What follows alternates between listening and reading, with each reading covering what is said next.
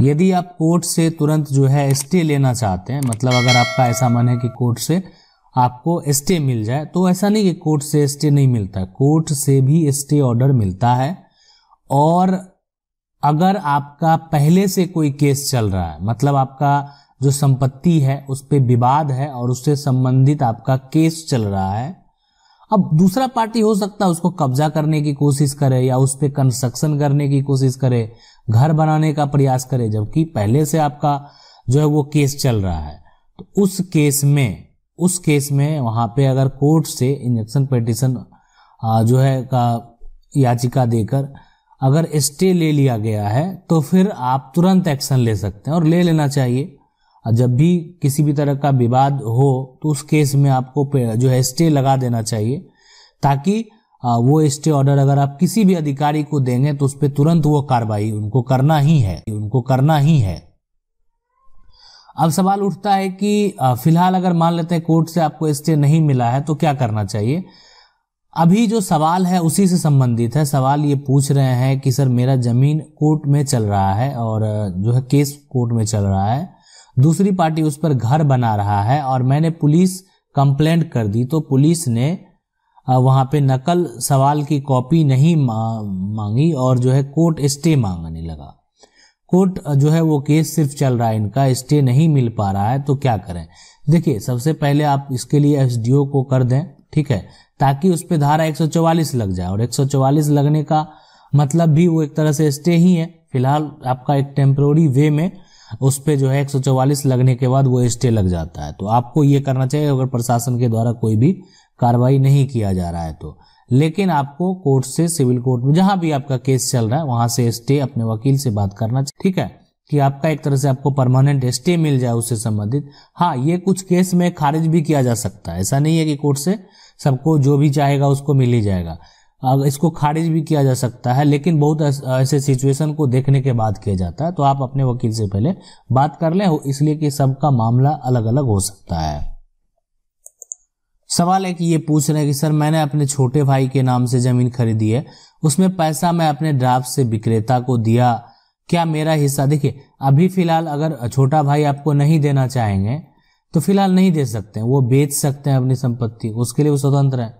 वो उस पर कुछ भी कर सकते हैं, उस पर अपना पूरा अधिकार की जो है वो अधिकार का दावा कर सकते हैं। लेकिन आपने इसलिए कर सकते हैं कि उनके नाम से ये जमीन आपने खरीदा है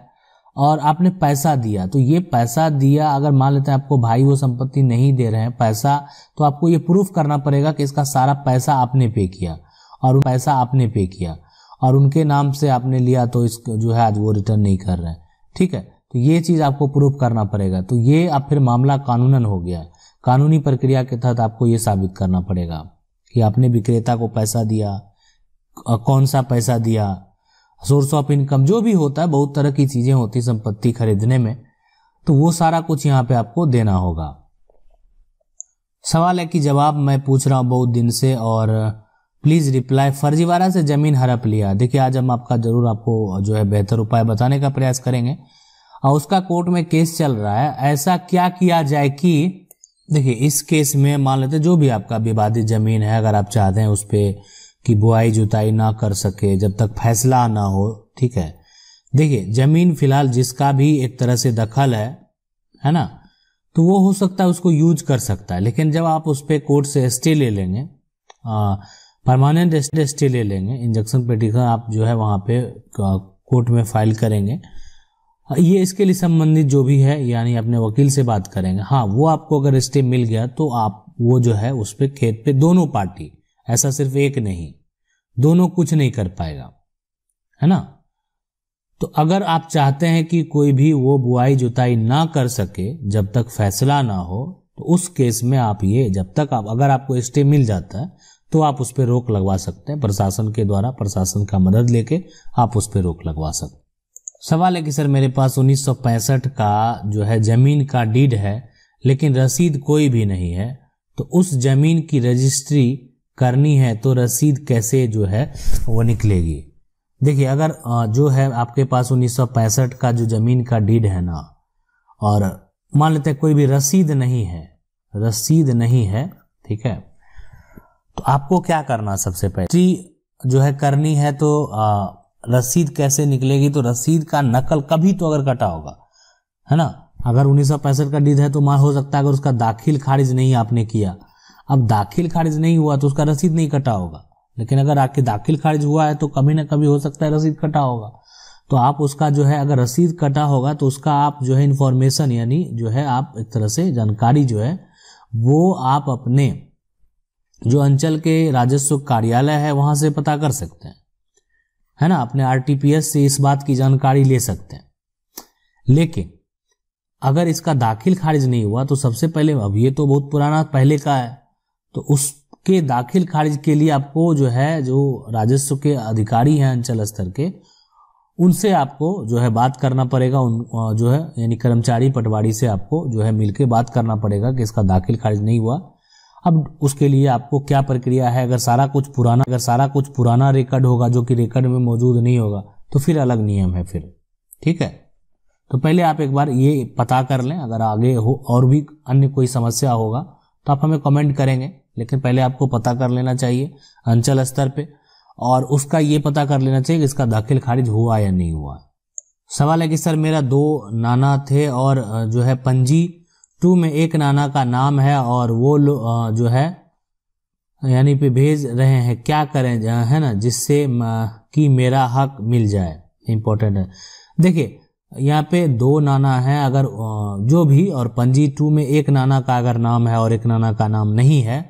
अगर वो नहीं देना चाह रहे हैं, देखिए तो बिल्कुल, इसलिए कि अगर पूर्वज की संपत्ति है, पैतृक संपत्ति है, तो दोनों का हक होगा। हाँ, लेकिन जिसका नाम आ जाता है तो उनको लगता है कि अब तो ये पूरा मेरा ही हो जाएगा, लेकिन ऐसा है नहीं और ना ऐसा होता है। और कानून में ऐसे जितने भी मामले हुए हैं उसमें ऐसा कभी हुआ ही नहीं है कि अगर एक का नाम बड़ा भाई का नाम है तो छोटा भाई को बेदखल कर दिया जाएगा, तो ऐसा कभी नहीं हुआ। किसी कारण बस बड़ा भाई है, उसका मतलब एक तरह से नाम चला आया, ठीक है, या वो हो सकता है नाम डलवा लिया। 2 केस में से कोई एक केस हो सकता है, कोई बड़ा भाई का नाम जो है छोटा भाई का नाम डाला ही नहीं, तो ऐसा नहीं कि बड़ा भाई के नाम से या छोटा भाई के नाम से ही सारा मान लेते हैं एक तरह से सर्वे हो गया, तो उस केस में ऐसा नहीं है कि बड़े भाई का हिस्सा नहीं होगा। संपत्ति पैतृक है तो किसी कारण बस गलती से जो है वो छोटे भाई के नाम पे सर्वे हो गया, फिर भी बड़ा को भी यहाँ पे हिस्सा मिलेगा, ठीक है। तो ज्यादा अगर समस्या लगे आपको तो आप जो है यानी सबसे बेहतर उपाय यही है कि आप जो है कोर्ट से उसके लिए पार्टीशन सूट फाइल कर दें, ठीक है, अगर मान लेते हैं दिक्कत लग रहा है तो। हाँ, नाम का यहाँ पे सुधार करना है तो अब टाइटल सूट भी करना पड़ेगा यहाँ पे, जो सबसे पहले कि ताकि वो सुधार हो जाए। सवाल है कि सर खतियान बड़े भाई के नाम से है तो क्या छोटे भाई का हिस्सा उसमें मिलेगा कि नहीं। देखिए वही तो हम बता रहे हैं कि खतियान अगर बड़े भाई के नाम से है तो किसी कारण बस ये गलती से आ गया है, इसके लिए टाइटल सूट करना पड़ेगा छोटे भाई को, और वंशावली के आधार पर दिखाना होगा कि वो भी उस परिवार के हिस्से हैं, संपत्ति पैतृक है, उनका नाम नहीं आया और बड़ा भाई हिस्सा नहीं देना चाह रहे हैं। तो ये इस टाइप के जितने भी, तो उसमें सुधार ही होता है, ऐसा नहीं कि मतलब कि बड़ा भाई को संपत्ति बड़े भाई के नाम से तो कोर्ट भी फैसला दे देगा कि नहीं बड़ा भाई का ही होगा, ऐसा बिल्कुल नहीं होता है, ठीक है। सवाल है कि 2 ब्रदर और 5 सिस्टर, अगर छोटा ब्रदर मान लेते हैं मर जाए और छोटे ब्रदर की संपत्ति सिस्टर के पास जाएगी या ब्रदर के पास। नहीं, देखिए अगर मान लेते हैं कि अगर मान लेते हैं किसी कारण बस कोई भी भाई की मृत्यु हो जाती है तो उसमें जो संपत्ति उसका शेयर है वो दोनों का होगा, है ना, बहन का भी होगा और भाई का भी होगा। ऐसा नहीं कि वो भाई के पास चला जाएगा, बिल्कुल नहीं, वो एक तरह से सबको समान फिर मिल जाएगा, ठीक। फिर मान लेते हैं किसी एक की मृत्यु हो जाती है, 2 ब्रदर हैं, ठीक है, तो उस केस में अब एक भाई हो गया और बाकी जो 5 सिस्टर हैं वो सबको एक भाई का संपत्ति का शेयर मिलेगा। सवाल है कि कुछ आरोपी लोगों ने हमारी जमीन का मोटेशन खुलाकर उस पर बैंक से ऋण ले लिया, अब हम उस मोटेशन को निरस्त करवाना चाहते हैं, तो संभव है या नहीं। अगर संभव है तो हमें कानूनी सलाह दें जिससे हमारी जमीन वापस मिल जाए। देखिए अगर मोटेशन को सबसे पहले अनुमंडल जो स्तर पे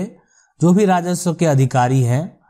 उनको आप जो है, या जिला स्तर के भी जो राजस्व के अधिकारी हैं उनको, अगर आपका गलत मोटेशन हो गया, कि मोटेशन जो होता है वो अंचल स्तर पे होता है, राजस्व के बहुत सारा जो विलेज है, गांव है, उसको पंचायत है, पंचायत का एक अंचल होता है, बहुत सारा पंचायत होता है एक अंचल में, ठीक है, बहुत सारा ये पंचायत होता है। अब उस पंचायत में जो है यहाँ पे बहुत सारे अंचल को मिलाकर अनुमंडल होता है। तो अंचल के द्वारा जो है एक तरह से मोटेशन कायम किया जाता है, और उसके बाद अगर आप उसमें ऑब्जेक्शन लगाना चाहते हैं, आपत्ति दर्ज करवाना चाहते हैं, तो आप अनुमंडल स्तर के जो अधिकारी हैं वहां पे आप आवेदन करेंगे। तो इससे ऊपर जो भी अधिकारी हैं वहां आवेदन करके पहले आप उसको रद्द करवाएंगे। उसके बाद देखिए मामला आपको यहाँ पे केस तो फाइल करना पड़ेगा कि कोई एक तो गलत मोटेशन करा है। अब बैंक से ऋण लिया है मतलब बैंक गलत इन्फॉर्मेशन दिया है, तो इस पे बहुत सारे धाराएं जो है धोखाधड़ी का लगाया जा सकता है, और उस व्यक्ति को उस अगर मान लेते ऐसा किया है तो आप समझ सकते हैं उसको एक तरह से फाइन भी देना पड़ सकता है और सजा भी हो सकता है।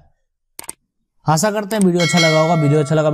लगा वीडियो को लाइक जरूर कर दें। चैनल को पहली बार देख रहे हैं सब्सक्राइब करके जो बेल आइकन है उसको जरूर दबा लीजिए। मिलते हैं अगले